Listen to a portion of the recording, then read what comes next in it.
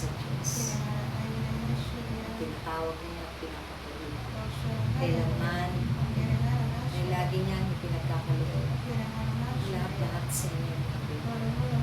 Kung kaya't sa panahon ito, laging mapanatag ang inyong puso at kaloob. Asahan ninyo ang tulong ng Diyos. Kanyang awa at tabang galing sa inyo.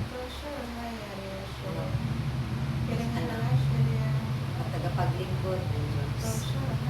Huwag kayong magkabaha-baha sa isa't isa. Sikapin niyo na lagi kayong bigis ng pag-ibig ng Diyos. At laging nagkakaisa sa pag-ibig ng awa at tabang. Sa pananalangin naroon ng Diyos sa mga surunan at mga pagsubok sa buhay. Naroon ang kanyang presensya. Lagi lamang ninyo asahan siya sa lahat ng sarili, sa lahat ng pagkakaya sa inyo. Ang kailanman na hindi kayo iiwan ng Diyos. Mapuspos nawa kayo lagi ang ating kapangyarihan dahil sa pamamagitan nito.